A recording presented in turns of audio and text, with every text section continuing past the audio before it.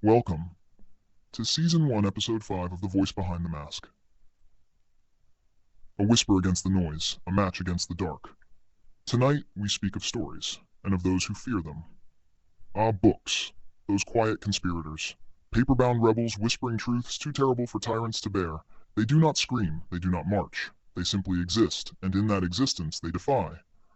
And now, dear listener, we find ourselves amid a strange season. Not of bloom, not of harvest, but of banishment. The bonfires are lit not with flames, but with fear. And into them are hurled not witches, but words. They called us enemy, a memoir of memory, torn from the shelves of Tennessee. Like its author, George Takei was once torn from his home, 5 years old, carried not by choice, but by decree, placed not in playgrounds but in prison camps, swamps behind barbed wire by a government that claimed to protect him. His crime, his face, his name, his blood. You see, the pages they fear most are not those filled with dragons or dystopias.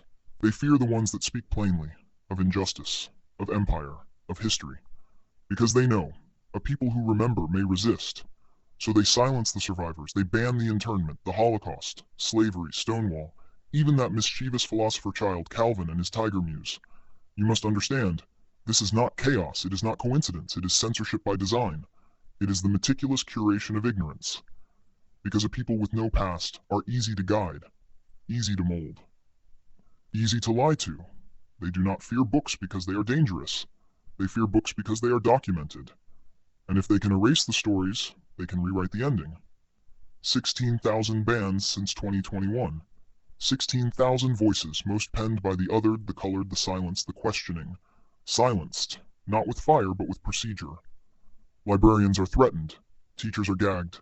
Parents are manipulated.